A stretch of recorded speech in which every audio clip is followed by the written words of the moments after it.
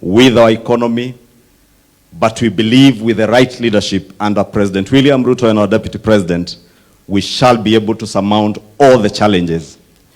Pray for the world as Christians, that even as the war rages on in the Middle East and is likely to affect the world economy, especially on the cost of energy, let us keep faith and be hopeful that with God ahead of us, He shall be able to stabilize the world and the war, be it in the Middle East or in Ukraine, and also help us, since we assert today that we have been able to stabilize an economy that we found in a very bad state. And our spouse to the Deputy President, Madam Dorcas, umetuambia wewe sio mwanasiasa, you are a servant of God, and we thank you because you keep praying for our Deputy President and he continues to be truthful. You know, when he spoke in Kasarani during the day of inauguration, many Kenyans did not understand where he was coming from. But those of us who had sat with him and the President and members of the former cabinet, especially those who served in Treasury and managed our economy, understood where His Excellency the Deputy President was coming from when he said we have taken over a country that was broke, a country whose economy had been captured and taken into a very deep hole. I must take this opportunity to thank God and thank you, Deputy President and our President, for leading us in stabilizing that economy. And today we are proud to say that all that can happen from now, we cannot sink further. We can only now begin to take off, having stabilized our country's economy. And we thank God for that. We thank Your Excellency for being truthful. And how I pray, Your Excellency, that all of us as leaders, we will be as truthful as we can be with ourselves, with the people we represent. Your Excellency, I know you have called us as a leadership in Kiambu tomorrow to your official residence, because we cannot stand here and pretend we don't have a problem in Kiambu. And we thank you, Your Excellency, because we have a problem. And as leaders, the best we can do is to pray to God to give us the wisdom and the fortitude to be able to confront all our challenges truthfully, with respect to each other.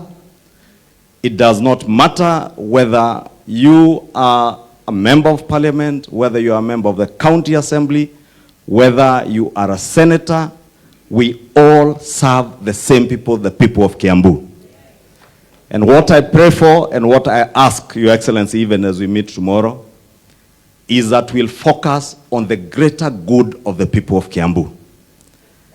We campaigned with you and the President here in Kiambu and across the country, Your Excellency. And we campaigned as a team.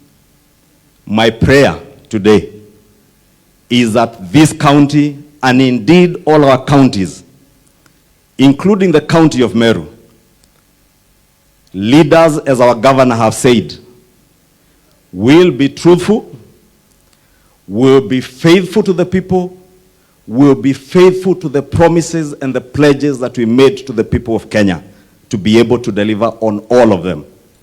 I want to urge all of us to be as truthful as you, Deputy President, and our President, to focus on the people, to focus on the issues that we promised the people of Kenya, even here in Kiambu. Your Excellency, you know, you would not be Deputy President today. Our President would not be President today without the immense support that he got and you got from Kiambu County. That is why, Your Excellency, as we met the President and we have met with you, we have sat with you, we have only had the singular agenda of how we realize the dreams and the aspirations and the promises that we made to the people of Kiambu. As our governor rightly says, let us put our selfish political interests aside.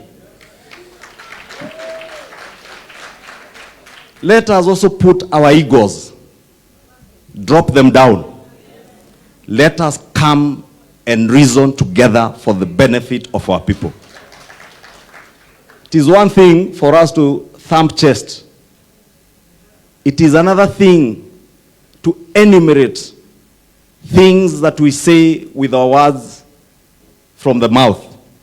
But it is another thing for Wanjiko down on the ground to be able to feel the things that we say are happening today.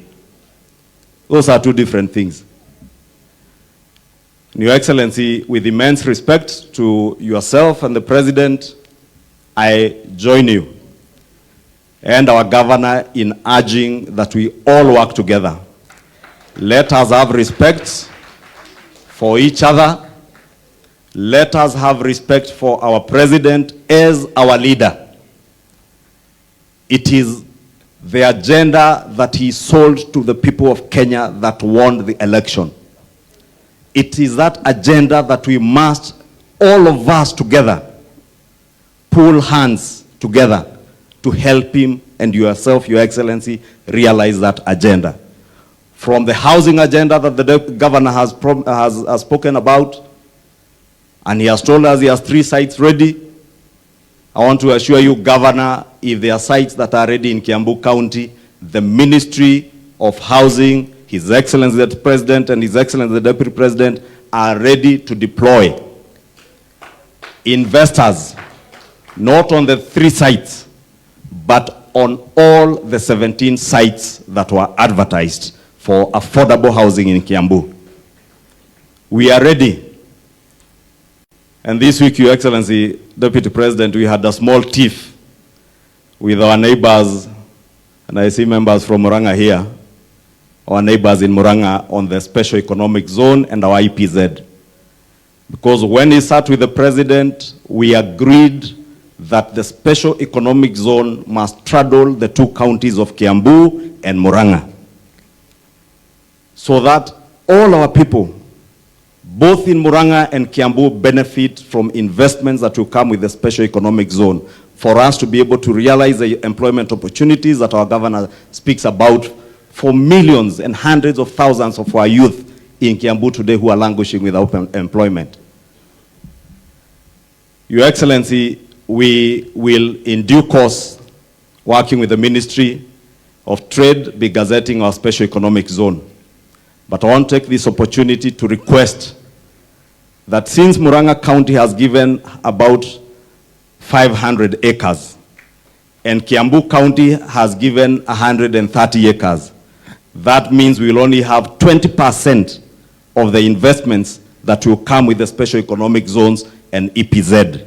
I want to request our county leadership, our county assembly, our governor, and the county executive to work to improve that so that we have more of that land available for the Special Economic Zone, so that Kiambu, being the larger county than Murang'a, we are able to benefit more of the investments that will come with those Special Economic Zones, so that we are not left, Your Excellency, in a situation where our population, at 4 times the population of Murang'a, we end up with 20% of the investments that will go to Murang'a. And I can see the party leader Jubilee looking at me, ati niachie hapo, nimeachia hapo. Na naona rafiki yangu Jimmy Wanjege, who is also a friend to our bishop here. We appreciate you, Jimmy, and I know he's from Murang'a, and you ameniangalia hivo. Let me also appreciate and introduce our good friend and former member of parliament for Dagoretti South, Mheshimiwa Dennis Wawero, former MP Dagoretti South. With those very many remarks, we pray that we shall all give, knowing why we are giving and to whom we are giving. Kwa heshima, sasa nauliza tusimame, tumkaribishe our